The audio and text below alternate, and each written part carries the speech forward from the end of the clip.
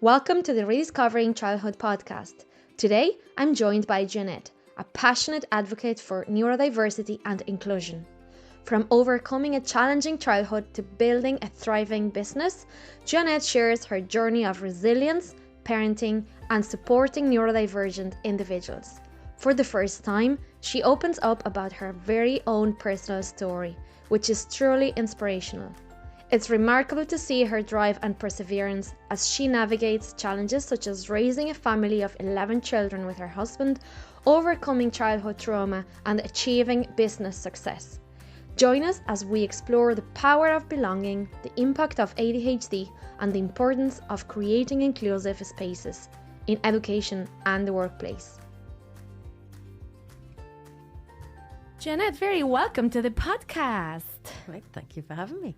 Thank you. So, if you had to describe your life in one word, in two words, give me a word for the very beginning and a word for now.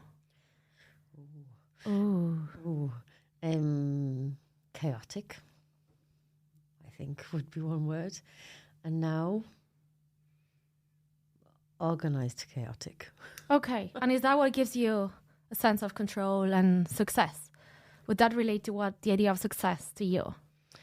Success is relative. It's a very interesting one. Success is relative. It's all subjective. It's all dependent on what the person sees as success. For me, success is helping somebody else and seeing someone thrive. That would be success for me. So success in my own life, yeah, I suppose I have achieved some element of success. My life is generally chaotic, but that's because there's always a lot going on. So yeah, my life is pretty much like that now. There's a lot going on. There's a lot of stuff to do. You know, we have a lot of kids, and I have a business, and I still do some work for others, and it's just, you know, there's always a lot going on. So it's more organised than what it used to be. But obviously, as a kid, it was just chaos, pure chaos. Tell us a little bit about what you do now, and then we'll look at where it comes from. Yeah, of course. So I have my own company, and it's TSK Academy, and we do inclusion training. Essentially, we're looking at neurodivergence. We're looking at differently wired brains. We are helping organisations to build a culture within their organisation that creates belonging for people. We have a basic human need. Every single person on this earth has a basic human need to belong. That's what we want. We want to belong. So whatever that looks like for that person. And in a lot of our organisations, we have a lot of neurodivergent individuals, and they're too scared to say, hey, I'm autistic, or hey, I'm ADHD, or hey, I'm dyslexic, or whatever the case may be, or I'm struggling with my mental health. They don't want to come forward with those things because of the historical stigma that we have still attached to them.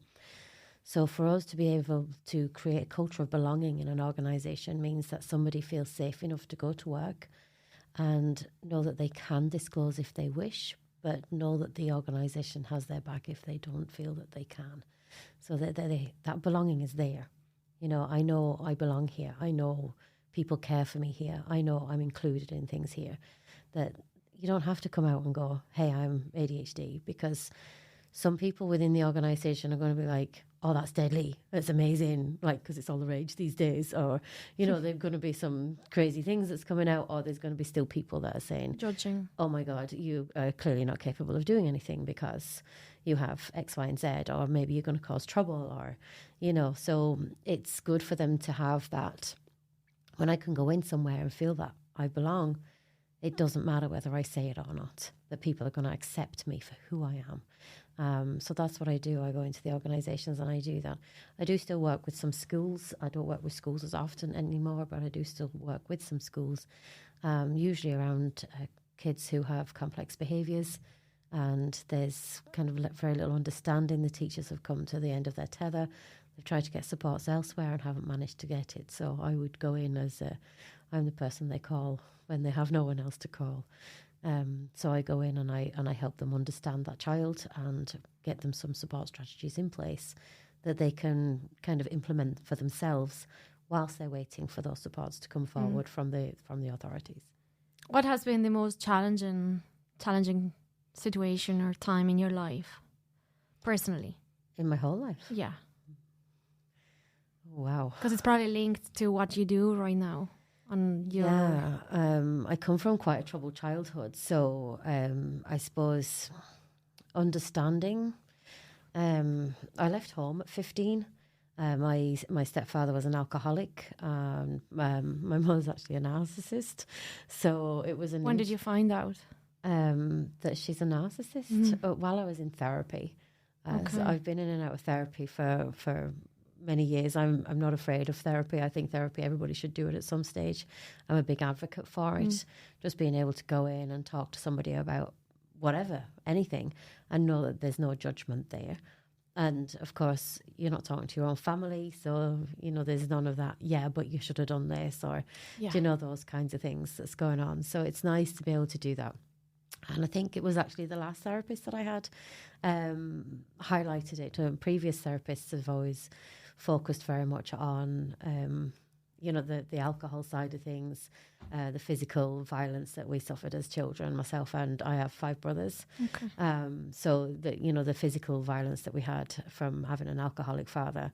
Well, he was my stepfather, but he very present in your life. Very present in my life, yeah. And I suppose that's kind of where most of that kind of comes from, and that they would often focus on.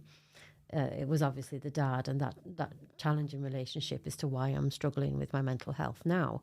The last lady that I spoke to, I was actually working in adult services at the time, so we're going back about 7 years, I think, about 7 or 8 years now.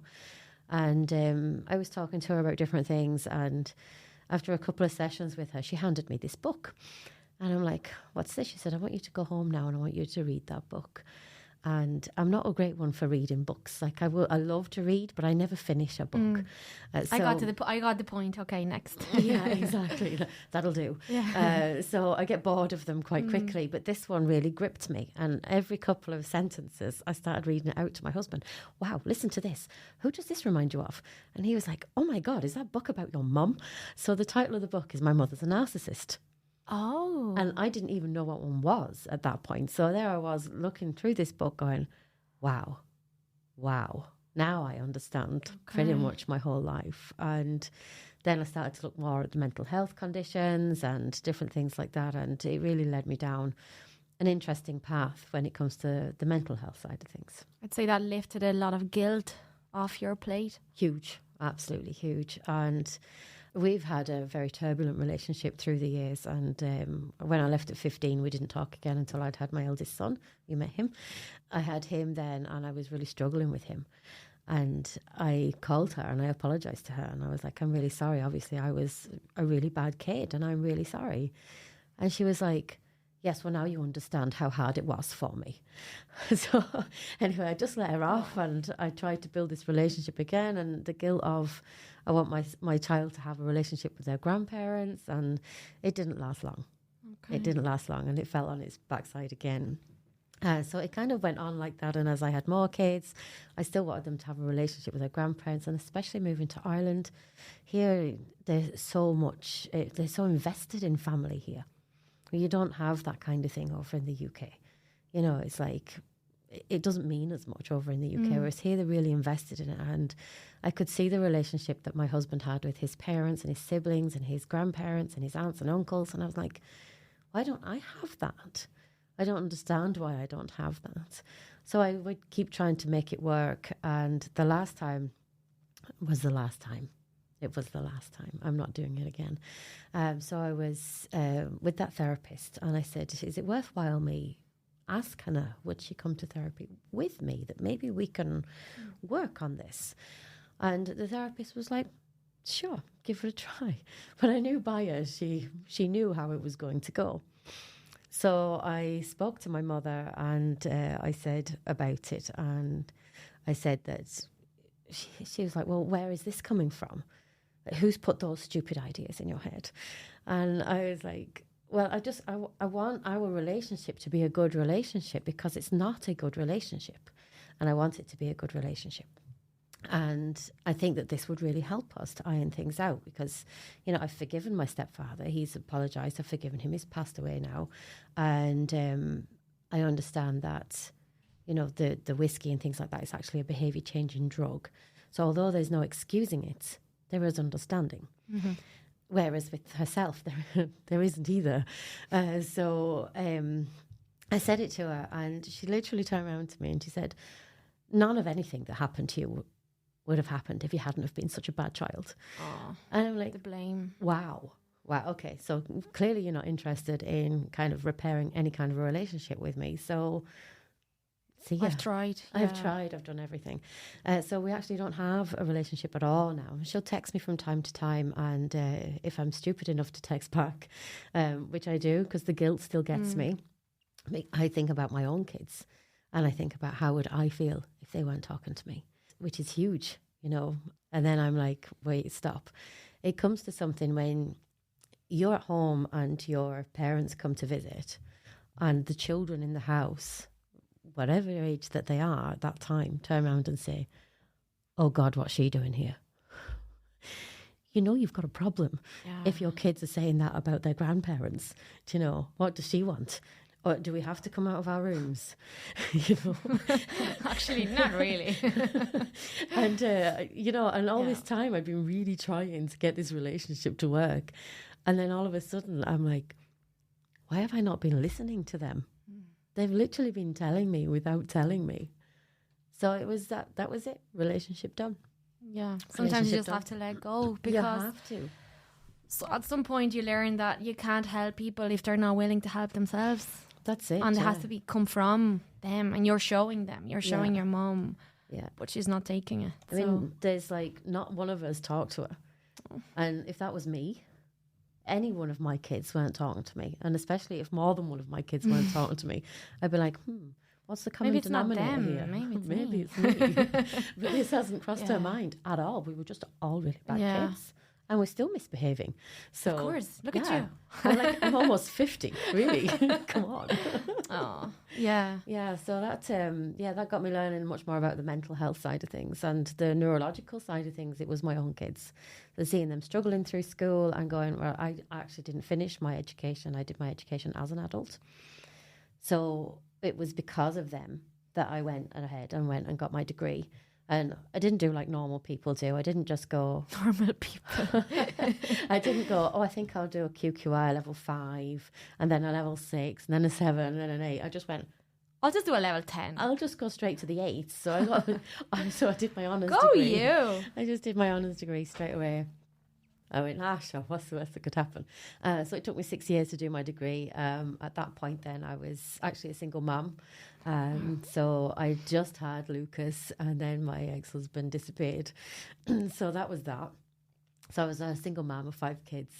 And I was 3 years into my degree, or just short 3 years into my degree. And my husband, we all know and love now at this stage, but my husband came along and kind of stepped in. And I was like, I just don't want to study anymore. I can't do it 3 years. I swear to God, I got bored. I don't want to do it anymore. I'm sick of this. And he was like, there is no way you are giving up now. You've put 3 years of your life into this. Wow, what a husband. He's like, whatever I need to do, whoever I need to pick up, wherever I need to do it. And I'd spent like 3 years studying in my car whilst I was waiting for the lads to do soccer practice and hurling and basketball and dance and gymnastics. So dear God, those boys were into everything. Like, I just spent my life in the car. And he just was like, look, stay home, you do that, I'll drop these, I'll do this, I'll do that, I'll cook dinner. Like, he couldn't cook back then. I know he's going to listen to this. You can't have it all. He will be listening to this, but he couldn't cook back then. He can cook now. Okay, good. That's what you want. Learning, progress. Absolutely. That's 16 years of pure drive right there. That's amazing. Yeah. Well, if that's not normal, I don't want to be normal. That's amazing. I hope you're very proud of yourself. That's not easy. That's not easy. It's actually took me a really long time to be proud of myself. I was like, I really lacked self-confidence and confidence in my own abilities and in myself, generally speaking, for a really, really long time. It's so built into your brain, so deep inside for so many years, and you're convinced yourself that that's who you are. That's it, exactly, because that's all we were told. Like, and I was the kid in school who was too busy chatting to everyone. I was always chatty. Now, it wasn't obviously until more recent years when I got my ADHD diagnosis, I had never put those together. I just thought I was a bad kid because my parents labelled it to me. The teachers labelled it to me. My geography teacher literally told me I was never going to amount to anything. Oh, my God. Like, you know where he can go right now, right? Beep! I'm not going to swear. But, like, that's what I was told for years and years. And my mother still to this day is saying that I'm a bad kid. Do you know? So where do you go with that? So for years, I've been beating myself up. And then when you're going into professionals because your kids are struggling and you're like, look, there's something going on. I need some supports. And they're blaming you as a parent. Yeah. Like, it's obviously my fault. So then you still bet down. When I started my business, then I got this coach and they said, what are your accomplishments to date? And I was like, well, I've raised 5 kids and then I've raised some of somebody else's as well. And they were like, that's not it though. I've seen your profile. I'm like, right, okay. So he made me write it down, like what I've achieved. So my degree and then my master's, I've got a higher diploma, I've got certificates out my backside. I really am a study nerd now. Like, I left school early, but it really happens to me my later years. And then, you know, raising the kids and buying a house. I mean, buying a house for somebody like me who was raised in council housing. We had no proper education. I wore shoes that hung off my feet. And they weren't even like girls' shoes, they were boys' shoes because I was the youngest girl. I was the only girl and I was the youngest. So I was wearing all of the boys' hand-me-downs. I was a bit of a trendsetter though, because my mother refused to buy me the skirt for school. And I got in trouble for wearing trousers in school, and they thought I was just being defiant. And then when they sent a note home, because I'd had loads of detentions, they sent the note home. And then my mother, through all her faults, walked into the school and she said, if you want my daughter to wear a bloody skirt, you may bloody well buy one for her because I'm not going to do it. Okay. Like, so I went to school in boys' clothes, but they'd have rips in because they've been through all the kids. Do you know what I mean? So we were like proper poor. And to turn around now and say, we own a house. We have a house. What an achievement. You know, and like I have a car and my husband has a car. And this was something as young kids and as teenagers, we could have only dreamt of that kind of thing. We'd have been looking at other people thinking how posh they were and how well off they were. And I'm not posh or well off by any means, but that's how you vision it. Yeah. When you see that, that's how you vision it. That's the other side of, you know, the grass is greener and all that stuff.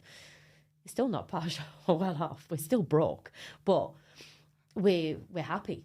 Yeah. And we can turn around and say, look at what we have achieved. Look what we've done. My children are not raised in a council estate. They have clothes themselves. They have a room to themselves now. Wasn't always the case. There's not as many living at home now. But because you would need a castle. I'm like the old woman that lived in a shoe. It's, anybody that doesn't know what that is, she had so many children she didn't know what to do. So I'm not going to say the rest of it because it talks about chastising kids. Oh, okay, we'll leave it at that. we're not going to say anymore. It's, she sends them to bed without supper and things like that. She's not a nice lady at all, to be honest. No. Okay, no, it's just the shoe. We'll keep it at the shoe. Keep it at the shoe.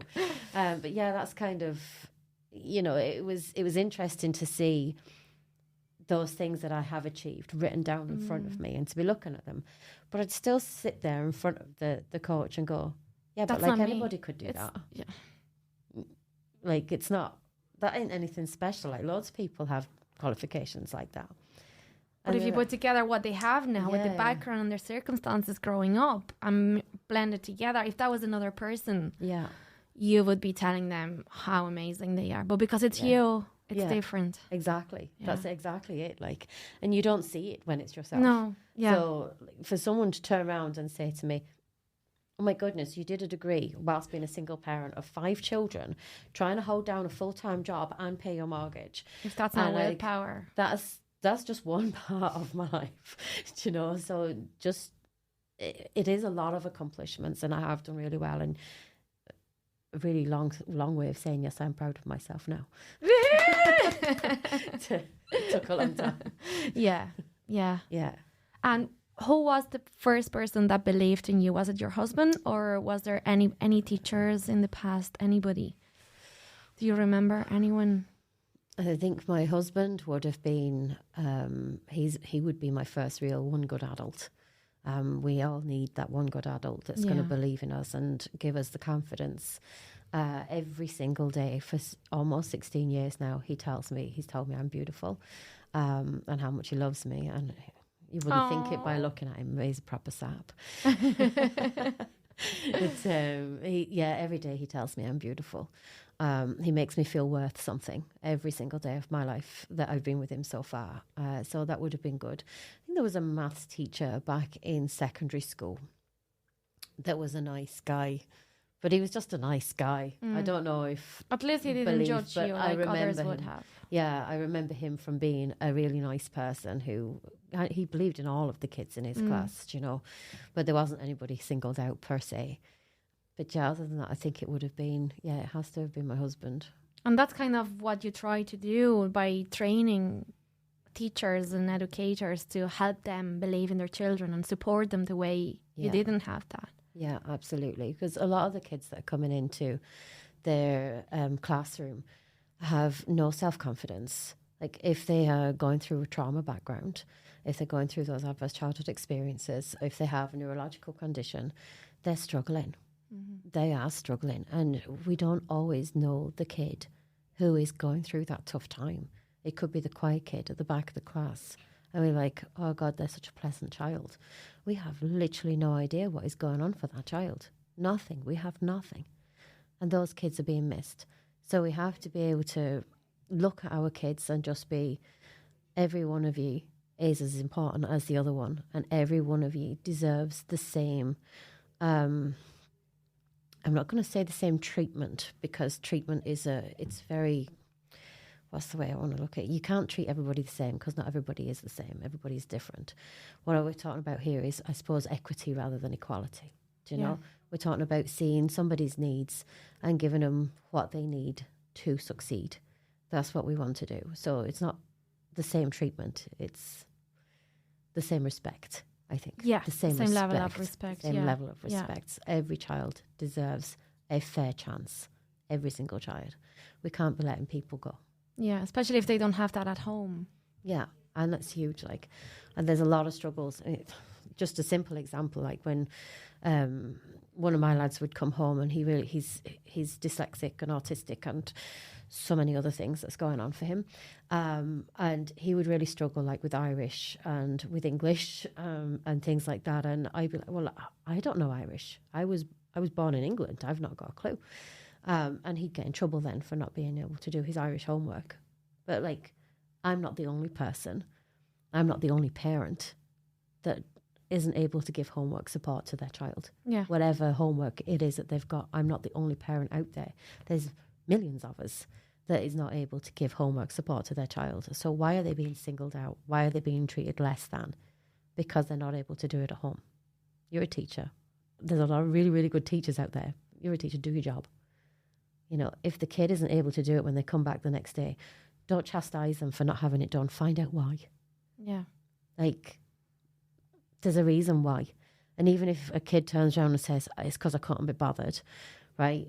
There's something going on. There's still something going on. You need to get to the bottom of that. And you need to support that kid. You need to support them. You need to help them out. So. Yeah. I met your children last year at the conference in Kilkenny, and I remember I went to you and I said, where did you get all these really lovely volunteers in the purple t-shirts? She said, I made them. I was like, what? How do you make these kids? It's amazing. I made them, yeah. They're fine young they're adults. incredible. Yeah, we were very lucky last year with the support that we got out of them. And so selfless and just willing to help anybody, everybody, anytime, with anything. Yeah. Incredible. Yeah. I actually don't know where I got them from, to be honest, because I pinch myself daily to think, like, the shed blew over in the storm the other day, and we were like, how are we going to get this back up? So my husband just went up into the house and he's like, hey lads, who's going to give me a hand pulling the shed up? So many hands up. And then, like, you know, there was none of this, will you give me a minute, or I'm playing this computer game, or none of that. They just do it, you know, and the support that they give to each other is phenomenal. They're a team. They're a team. We don't have so many of them at home now. So we have, we have Charlie and Lucas, and you met these ones, Charlie and Lucas, Carl. We have Marcus, Willem's girlfriend Alana, and the baby. Okay. All at home now. So I became a grandma in September. Oh, congratulations. Oh my God, she's gorgeous. She is gorgeous. Is she going to be helping at the conference, the baby? No. Well, we just don't know. We just don't know. Just maybe. I Trust. don't know. Trust. So it's like that they're a community. Do you know, inside myself and Keith, my husband, we're now living in the cabin at the side of the house. Okay. So we moved into the shed to give them space. How kind. Some days I'm proud of myself for that. Some days I want to kill people. Regret it.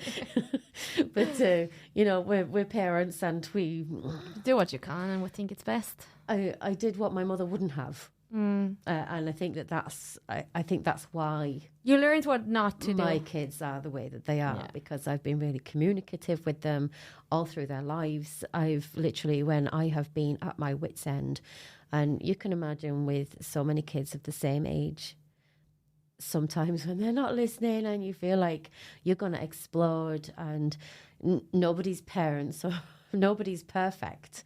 So don't judge me. But I have had times when I've yelled at my kids, screamed my house down.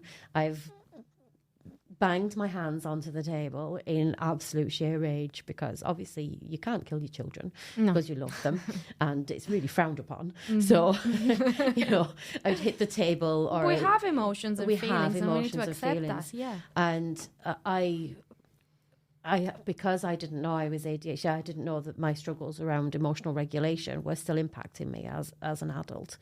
So sometimes I can be very heightened very quickly, you know, so I would literally just cry. Like if I yelled or something, I'd cry and I'd sit down at the table, and then one of them would come over to me and put their arms around me, and then there'd be a call. We live in a bungalow, so like you just go down the hall and all the bedrooms are down the sides, and one of them would call down and say, "Which one of you broke Mom?" And then they would all come up and they're like, "We're really sorry, Mom, we're really sorry." And I'm like, "This is my first time being a mom, and I know I'm a mom for lots of you, but it's still my first time. Like, tell me, where am I going wrong? How can I be a better mom?" And they'd be like, "You're already great." Right, okay. But that's kind of, I think that's why, you know, they're so empathetic and they're so clued in, and they can pick up when somebody else is, because they've experienced emotions with you. Yeah, and that's absolutely a huge learning. So they co-regulated me. Yeah.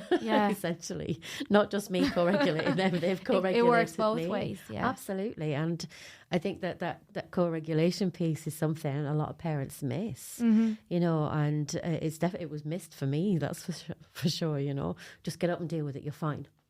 Yeah, like I'm really not, you know. It's for us to be able to go, okay, no, I really see that you're upset right now. How can I help? What can I do? You know, and to put it out there, will we go and get a plaster? You know, we're identifying their feelings, that they're hurt, something has made them sad, and we're helping them regulate themselves. Yeah. And when they grow up, they're going to be able to regulate by themselves in a really healthy and productive way, and not like me. So I do so much better now. Good. Yeah, well, that's life. That on every experience, I think you just learn from it and become a little bit better every day. Absolutely. That's all we can do. They'll easily come to me now as well, and they're just like, you know, they'll swear, obviously. I'm really off with this, you know, or something has stressed me out, or they know that they can just vent and get it out of their system. Safe space. And there's no judgment whatsoever. And I'll just like, I totally empathize with them, and I'm like, do you know what, mate, that's actually really shit, you know. And sometimes that's all somebody needs to hear, because we can't fix things all of the time. So sometimes just having somebody, and most of the time we don't need a solution. We just need someone to listen, and then we'll come up with our own solution and our own way. 100%. Like, people are more than capable of doing things for themselves. And it shows trust as well, that you're trusting them, that they'll come up with their own ways of sorting that out. Absolutely. We just have to empower them to be able to do those things and know that they know that we're there. And look, simple words that we've used at home is, I've got you. You know, whatever it is, I've got you. And just to know that that person is there for them, you know, and they're the same with each other. And little things, I was just saying before we started this, that Lucas passed his driving test and he's 17 and he was so happy. The minute he's passed his driving test, he's like, right, who needs to go where? You know, that's so and nice. When we live out in the countryside, so let's say Marcus is one of the twins, so he's 24, he's almost 25 years old, and he'll be we have a house WhatsApp group, anybody available to collect me from the pub tonight, you know. So we literally still supporting each other that's wonderful as adults, and it's just and they'll be told, I'd say told, they'll be asked but told. It's I need as many hands on deck for the conference as possible, who's available, and that'll just be, and usually the kids just pull out all the stops to help mum. I remember one of them came from working a night shift straight into the conference. That was Willem. Yeah. Wow, just incredible. Yeah, he'd changed his job. He was working days, and he was doing really well in that. And he changed his job to night so he could support his partner, his girlfriend, because she was pregnant at the time. He wanted to make sure he was with her for all of her appointments during the day. So he was putting in a lot of time. Wow. On one sense, he doesn't sleep so well, so it kind of suited him in one way, but there was a lot going on for him. And then he just said to me that day, he was like, I've done as much as I can, Mum. I really need to go home now. Go home and sleep. Okay. No that's problem. Incredible. Yeah, no, they're such good kids. I'm so proud of my kids. So proud. I hope you're just as proud of yourself as you are of them. I don't know if that's possible, but I know. I'm sure they are proud of you as well. My kids are super I've proud. No doubt. My kids are super proud of me. And that gives you the strength you need. And so supportive. Like, since I started business, they've just been so supportive. Like, some weeks, you know yourself, when you start business, you can't pay yourself. You know, you're looking at 3 to 5 years. Oh, you can pay yourself at some stage, yeah? Apparently we'll get there. Sometimes I throw myself 100 quid, you know, that kind of thing. So, how generous. You know? But like, they're like, they're stumping up money every week because they work. And, you know, I have said to them, look, I need some support with the rent, or like, for them it's rent, it's me, it's mortgage. I need some support around this. I can't pay the mortgage and run my business. And I really don't want to go back to working for somebody else. And they're like, don't worry about it, Mum, we've got you. Oh. So my kids are supporting me in my business, and my husband is supporting me in my business. That's brilliant. Yeah. So, and when did you get your diagnosis, your ADHD diagnosis, and how did that help you, having diagnosis, in understanding yourself? So I got my diagnosis last year. I've been told a few times in the years leading up to that I was most likely ADHD. They questioned autism and ADHD, and when I got the diagnosis, I actually cried solid for like a week, and I kind of only thought, through all of my work with people and parents and families and individuals, that I thought it was only parents that went through the grieving process when they found out their child had a neurological condition. And even though we shouldn't have to go through that grieving process, it's that historical inbuilt stigma that's attached to everything, and that age-old belief that, okay, so if somebody's autistic or ADHD, they clearly can't do things. They're limited. They're limited with things. So, like, when Willem got his diagnosis first, I was broken. Like, what did I do wrong?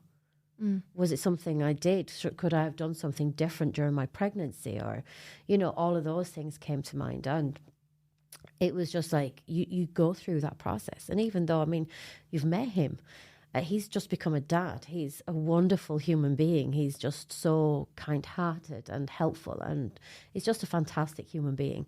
And what I always got a lot of was, he doesn't look autistic. Sure, what does that look like? You know? An A here. Just put a stamp on his head. Like, seriously, lads.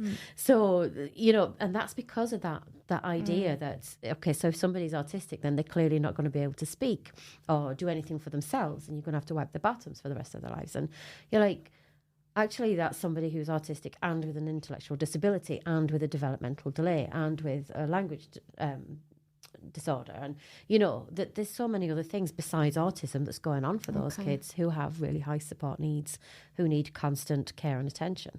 Whereas you've got the other side of things, whereas it's why it's called a spectrum. Okay, where there's people who go out there and like, I've worked every day of my life, and even as a small kid we were put to work because that's what we did back then. There was no such thing as, sure, they can't work until they're over 18. What's that? Get out of Put here. them to work, they're fine. It's,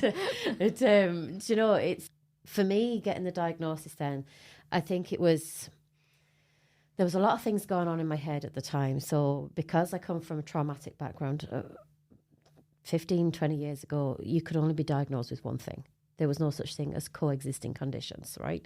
So you couldn't be autistic and ADHD. Okay. You couldn't have trauma and ADHD. Signs and symptoms are very similar. You see, in trauma behaviours, ADHD behaviours. It's the fight or flight, and they connect, right? So it would have been a case of, okay, so there's obviously mental health difficulties or anxiety, depression, those kinds of things. And that's what women would predominantly get diagnosed with. So those kinds of things were missed for women. So for me, it was it learned behaviour? Because I've only got brothers and I was behaving the same as they were, who were probably ADHD as well, but they wouldn't have a clue, right? I don't have a relationship with brothers either. Okay. No. One of them kind of, on and off. Facebook. Okay. Not really a relationship, but you know what I mean. Right, so we have... okay, so was it learned behaviours? Was I chatty and fidgety and talking to too many people and getting in trouble a lot because of them? Was it because I'm coming from a trauma background? I was acting out to get attention because my needs weren't being met. I was being physically abused. Was it those kinds of things? Or is it because I'm ADHD? So for me to get that diagnosis then, I think for me it was really to help my eldest son more than anything else. Because he really struggles, and he won't appreciate me telling anybody this, but he really struggles. He struggles on a day in, day out basis. He goes to work every day. He does fantastic. You met him. He was riding around on little go-karts. Oh, yes. Yeah. He's adorable, right? Yeah. He's such a great kid. I say kid very loosely now because he's like 29 in April. Is he? Oh, because he was 28 last year, so yeah, it makes sense. Yeah, like he's 29. He's 29 in April. Wow. But like, he helped me bring all the stuff to the car and took the pictures up to workshop. It's brilliant. Yeah. He's absolutely brilliant. He's such a lovely kid. Yeah. You can tell I love my kids, right? I'm like, oh my gosh. How could you not? No, it's weird. No, he's such a lovely kid. But so for me to go then and get that, it put closure for me as well, for going, okay, what I needed to know, because starting a business, I was no longer accountable to anybody else. Throughout my life, when you go to work, you're accountable to someone else. When the kids are small, you're accountable to them. You have to get up. You have to deal with stuff. You have to go out. You don't have a choice. Like, I'm a mom. I've got to get my ass out of bed. I can't be laying in bed half the day. Whatever. I need to be organised. I need to do lunches, all of this stuff, because these little people are dependent on me. And the same when you go to work, you have it in your head, these people need me. They're dependent on me. Even when I was working in a call centre and there was hundreds of employees, I would continue to go to work even when I was sick, because I had it in me that these people need me. I have to be there. The whole place will fall apart, sure, if I'm not there, right? And then when I started my own business, I really struggled with the day-to-day stuff. Yeah. So getting out of bed, like some days... I have a tendency to wake up around 5, but I don't always have a tendency to get out of bed at 5. If I did that, I'd probably be a very rich entrepreneur at this stage, because that's one of the secrets, right? The 5 a.m. club, isn't it? 5 a.m. club in the book. Look at the sunlight through the window for 15 minutes. And doing my meditation. Dear God, right? Couldn't do it. Avocado toast. I really couldn't have that much. I don't have that willpower or the motivation to do that. So I'll just be an entrepreneur, not a rich one. So we're good with that. Okay. That's all good. So that's been really difficult, and to keep up with the emails and the accounts and the social media and everything else that you have to do. And some days I'm like, what am I even doing? Yeah. I just can't. Or I'll be like, I'm bored with this now. Maybe I'll look for a job. Next. and then sometimes I could be mad hyper-focused, and I'm like, okay, I have to do, maybe you've asked me to do a dyslexia workshop tomorrow, and I've never done dyslexia workshop before, so I'm going to have it all done, all the research, everything else will be done, ready to go, and that PowerPoint will be ready. And I'll deliver your training, and I'll be damn good at it because I'd have learned everything I need to learn. Mm-hmm. So I have that ability, but getting the day-to-day motivation to do things, I'll go. And that's why you trust your last-minute work, because you get it done. Yeah. So for people with ADHD, like the consequences, those don't work with kids with ADHD. So punishments and consequences don't work. We need motivators of like deadlines. Deadlines is a motivator for us. So if there's a deadline coming, I've now started creating deadlines for stuff that don't need deadlines just to make me do them. So deadlines would be a motivator. Seeing the end result is a motivator for us. So what is the naturally occurring reward that we're going to get? That is more of a motivator for us. If somebody said, right, if you don't have that done now by tomorrow, I'm going to give you detention. Okay. Go on then.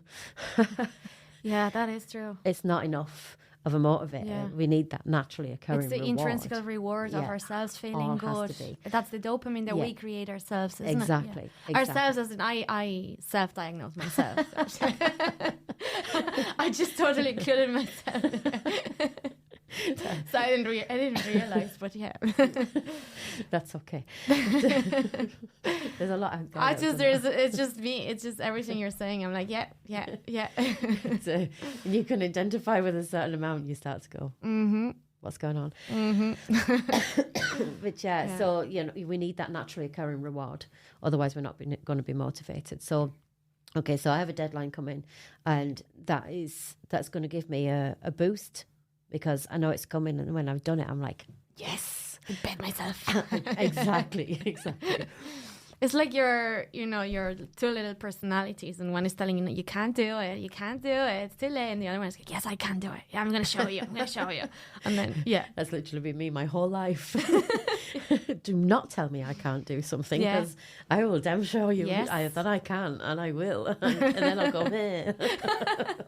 like a child. Yes. It's almost 50, but still behave like a 5-year-old. Well, that's our inner child. Have to mind it.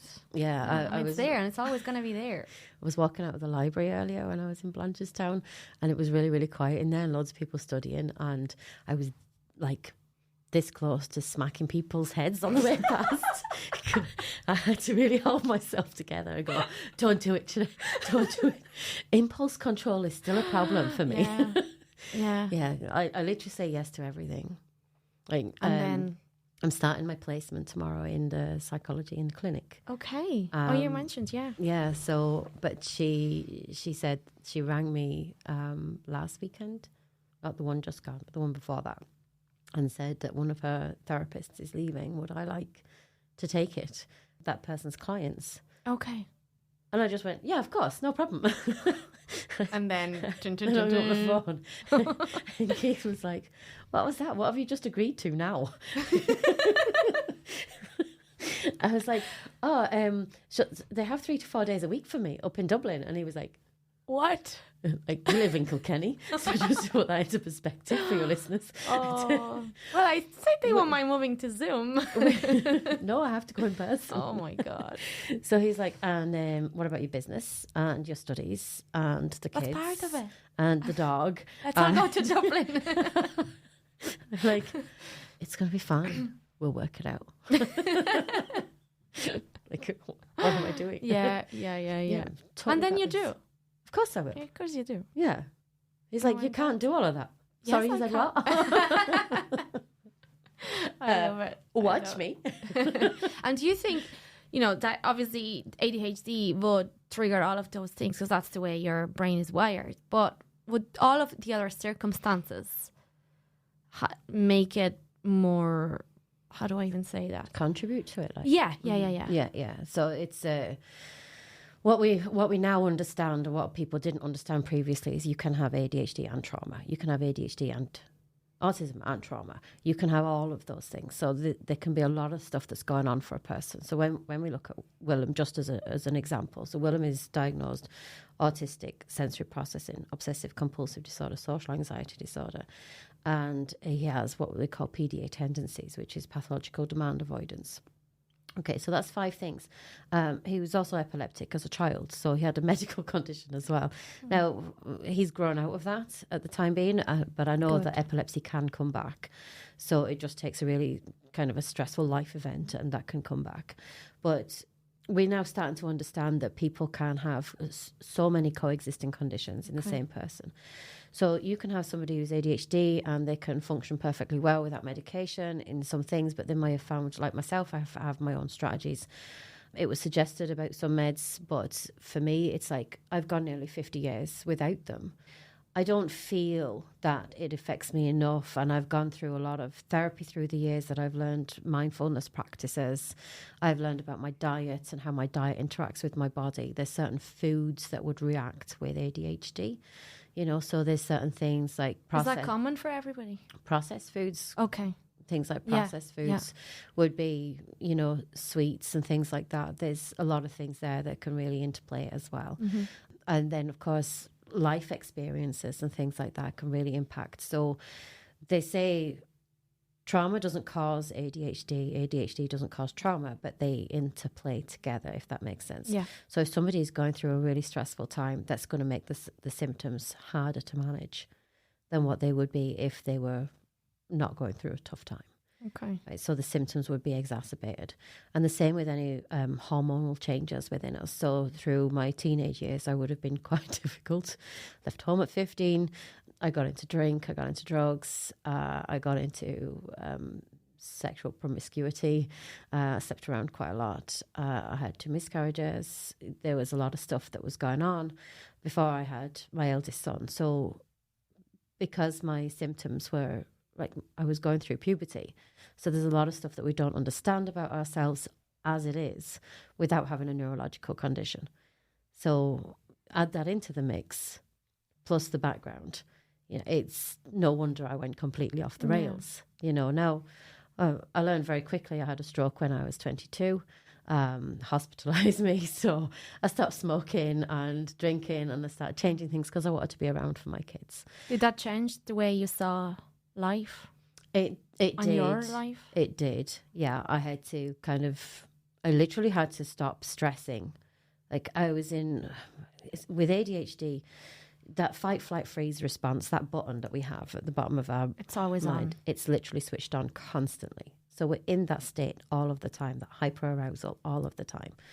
So that has to be trained, and it can be trained. So mindfulness practices can actually train your fight, flight, freeze response. So imagine that you're in that all of the time and you have no way of switching it off because you don't know how. When I had the stroke, and it really put a spanner in the works for the life that I was having, but in a good way. Yeah. You know, although I didn't see it as that at the time. Yeah. I was like, F my life, you know, can't do anything anymore. That's no fun, right? But I had to make changes for the sake of my son and my twins. I'd recently had them. So I had to make some really hard decisions. Do I want to be around? I don't want to be around, you know? So for me, then I had to start going, and I actually went somewhere to teach me to breathe properly. Like, I didn't breathe properly. Can you imagine that? Constantly shallow, and even when I look back at it, it's like, what was that even about? You know, that I didn't breathe properly because I was constantly in that state of panic and not had any clue as to why. So I had to learn to breathe properly, and I started engaging in mindfulness practices, and it just really, every time I got stressed then, so if the kids wound me up, sometimes I went over the boards and threw my hands down on the table, and, you know, that's normal. But afterwards, I'd feel that tightness.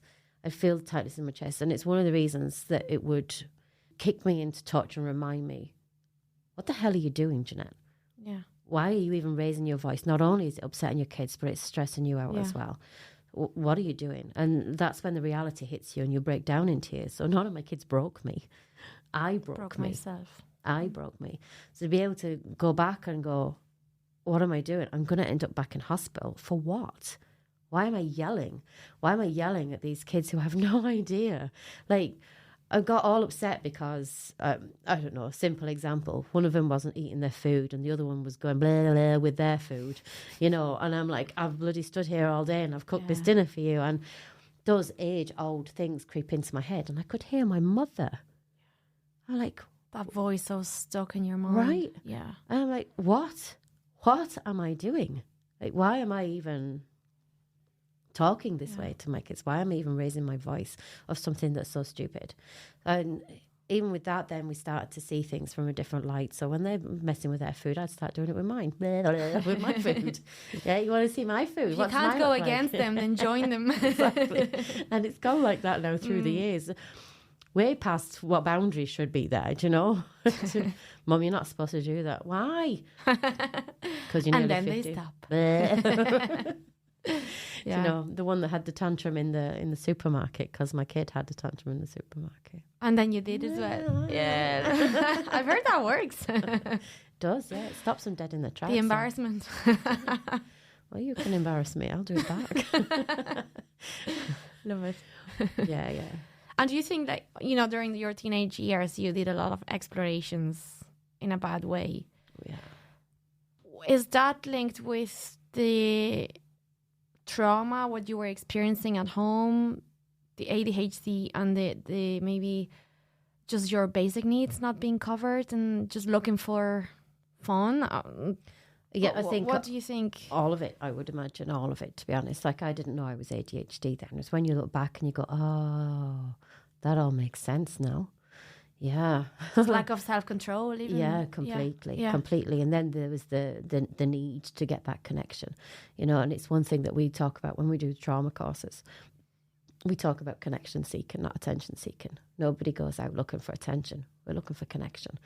So it's about getting that connection, finding that person who's going to believe in us, finding that person who's going to understand us. I went off the rails, and ADHD and punishments, it's cyclical, you know. You act out, right, because you don't have impulse control or emotional regulation abilities. None of us are born being able to regulate our emotions. It's something that we learn and practice as we grow. And even now, we still don't have it into our... I don't know, how old are you, 20? Me? 35! You're so young looking. So, but even into our older years, do you know what I mean? We still struggle with emotional regulation. So, and then we expect kids to be able to have it automatically. Yeah. You're like, really? You're telling somebody to stop yelling or stop crying, and really? Yeah. Do you know, like, think about it. We still yell and we still cry. With such high expectations. Huge expectations. So we have this thing, right, which it's cyclical. So a kid acts out because they don't know how else to deal with something. So let's say you give a bit of back chat to the teacher because you like me wanting to smack people on the back of the head as I go through the library, right? It takes a lot of control. So a teacher says something you don't particularly... Don't ever do that unless I'm there to watch it. I can't guarantee that, but I'll get it recorded. Distract him. It's so bad. So bad. Well, what can we do? I can't help it. Sorry. I don't think it's an excuse for bad behaviour, to be honest with you. Right. I don't know. Right, so you say something I don't particularly agree with, so I'm going to give you some back chat because I can't control it. It's in my head. I want to say it, and instead of like somebody else is just going to go, don't say that because that's going to get you into a load of trouble, it comes out and you don't, it's come out now, it's too late to bring it back, right? Yeah. So now you've got in trouble. So now because I've got in trouble, there's no point in me trying any harder. So I'm just going to get in trouble again. And now I've also got that attention. And, you know, you did some psychology as well, didn't you? So you know the way that we have what we call, we have experience dependent and we have use dependent behaviours. So our behaviours are dependent on an experience. So if I'm coming to you as my mom, and every time I come up to you, you're saying, go on away. And you keep looking at your mobile phone and you're saying, go on off. And you keep looking at your mobile phone. I start to get that, right, I'm coming up, I'm trying to get your attention. I'm trying to get that connection with you. And you just keep pushing me away. And you keep pushing me away. So now that experience has become use dependent. I now rely on that experience in order to get my needs met, because that's how I've learned that connection works. So when we go into our school environment and we're going up to the teacher, and the teacher says, put your hand down now, or, go on off there, I'll get to you. And then they don't come to you. They're getting that feedback. But this is where they're going, Jesus Christ, you're so annoying. You're always in my face. You're this, you're that, you're the other. But in reality, all you really needed to do was, what can I do for you? How can I help? I see you. I see you, right? But this is why a lot of kids act out, because they've got so used to being shouted at or yelled at, put into a room somewhere, told to go to bed. They get dependent on that reaction. So they act out in order to get that reaction, because they've become dependent on it for their connection. Dependent on being ignored in that case. Being ignored or being shouted at. Okay. If you've got used to your parents yelling at you all the time, you're going to go out into the school environment and you're going to seek that. Okay. Because you've gotten used to that. That's your way of getting that as much connection. as you don't like it, it's your comfort zone. Yeah. Isn't it? Yeah. Yeah. So it's hard to break that. So from us, when we're looking at kids from a trauma perspective, we have to go, okay, why is this person pulling at me in this way? So what is it they actually need? Because they're seeking connection. They've just learned to seek the connection in a really unhealthy way, because it's just being met with the same response from parents and teachers. It's being met with the same response. So from a teacher perspective or from a parent perspective, we need to change our response. And create moments of connection. Yeah. So instead of yelling at them every time they ask for something or do something, we have to give them a different response, a nicer response, so that they can learn that connection can be established in a much more healthy and productive way. Yeah. And that will help build their confidence, and then they will become healthier, happier children. Yeah, and that's why it's so important as adults, parents or teachers to work on our own self-regulation and our own triggers, because then when that kind of behavior happens in the classroom, it's triggering us and our guilt, maybe perhaps, that we're not being a good teacher, we don't have the classroom under control, we're not being good enough, and then we try to quiet them by saying, no, we're not doing this now, but it's working on our own triggers and our own confidence and our own resources to be able to deal with that. Yeah, 100%. Like, we all come with our own baggage. Yeah. And a lot of us don't realise what that baggage is until, much later on in our lives. And some of us don't ever realise what that baggage is. So being able to identify that self-awareness is huge. Yeah. Identify what it is that's, if a kid like mine would be swinging on the chairs because that's how they concentrate. But they were told time and time and time again, sit down, sit down, sit down. It's like, but they can't. So when we have parent-teacher meetings, I'm like, why is it a problem? Exactly. And they're like, it's distracting. And I'm like, for whom? And I'm trying to get them to kind of play it out. Oh, so it's distracting for you. Well, it's not bothering the rest of the class and it's not stopping them from learning. So maybe you need to get over that. Yeah. What is it? What is it about somebody swinging on the chair that's a problem? And it comes back again to our history and our culture of sit down, shut up and do as you're told, because that's what kids were. That's how we treated them for years and years. Sit down, shut up and do as you're told. There was none of this, as my mother said, there's no such thing as autism. It wasn't a thing in our day. Yeah. Really? Yeah. Really? I think you'll find it was.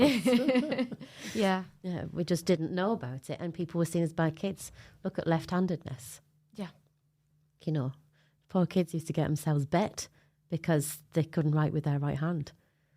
Like, shocking behaviour. So this is why there's still, I don't think there's the stigma now as being left-handed, but people still pick up on it and say about, oh my God, you're left-handed. Oh, yeah. It's still shocking, yeah. Yeah. So what? Yeah. Just let them write and don't make a point of it. They've had enough stigma through their years, and they were probably beaten when they were kids. Yeah. Like, don't draw their attention and trigger them. Yes, yeah, like, yeah. Do you know? And that's the best way to help anybody is just by not making a big deal out of anything. Yeah, and we can just build a little bit of confidence. Go, your writing's really neat. Do you know?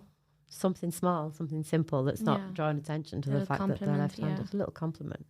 Yeah. Give them a boost. Yeah, absolutely. Not shame them again for being left-handed, you know. No, that definitely, there are so many things that need to change. And small changes at a time, we're becoming more aware. And I always say, not because we've done something just because we've done something one way, we need to keep doing it the same way. We need to question a little bit more why we do what we do and make changes if it's appropriate. Yeah, absolutely. Why do we do what we do? And why do we feel the way that we feel about something that we see or hear? Or, you know, what is it that's bothering us? Yeah. Because when we can start to question what's bothering us, we can get down a little bit deeper and go, actually, that shouldn't really bother me. Yeah. Because that's just nonsense. Yeah. You know. Absolutely. Jeanette, you are incredible. And let's talk just before we finish about the conference that's coming up. Oh, yeah. And so that was the first one last year. Yes. A conference, a Neurodiversity and Education conference in Kilkenny. Who is it for? When is it? Tell us a little bit about it. Okay, so who's going to be there? This year's theme, we're looking at the trauma connection, because we have to understand that trauma is under the neurodivergent umbrella as well. And people need to understand that everybody is affected by trauma. So we're looking at the trauma connection, how it interplays with our education and how it interplays with our lives on a much bigger picture. So it's for... my whole idea really is to get as many people in the same room on the same day that would be involved with a person. So when we're looking at speech and language therapists, occupational therapists, child psychologists, parents, teachers, special needs assistants, that everybody needs to be in the room. Because until we're all having the same education, we're not all going to be on the same page. And if we're not on the same page, that kid is confused, they're frustrated, and they're not getting the support that they actually need. They'll end up falling through the cracks. So we need to make sure as many people involved with that person are there as possible. We can get the education right from an early stage. Once we can do that, then we're going to have much healthier, happier adults that are able to advocate for themselves and feel empowered as they get older. So that's the plan, and that's why we're having them. So the conference is on in the Almond Hotel in Kilkenny, and it's the 22nd and 23rd of March, which is a weekend, because I was given out to last year for it being on a Friday. Oh, yeah. So it's on a weekend, no doubt. I'm still not pleasing everybody, but look. You're not, it's impossible. We have it CPD accredited, regular CPD accredited, and we also have it IACP accredited. Okay. So the Irish Association of Counsellors and Psychotherapists has accredited it as well. So it's going to be a great event over the 2 days, and come along. It's going to be great. That's fantastic. Thank you so much for organising that and for having me as well, because I'll be doing a workshop. Actually, brilliant. Last year at the workshop, I think it was one of the most incredible moments of my life. I felt, and I left the room, and it's like it wasn't me talking, it was someone else. It was just, and the atmosphere, the environment, everybody so grateful, so willing to learn from each other, to support each other, to get to know each other, connections being made. It was just absolutely incredible. It's what you see when you have everybody that wants, they want to empower the individuals. They're showing their love and they're showing their support. And that was just so contagious in that space. So well done on creating that. And if you want to meet her boys, you can come along as well and meet them. Absolutely, come and see my family. Thank you so much, and I will chat to you soon. Thank you. Thank you. Thank you for listening to this episode. Don't forget to like, share and follow so you'll never miss out on upcoming episodes. See you next time!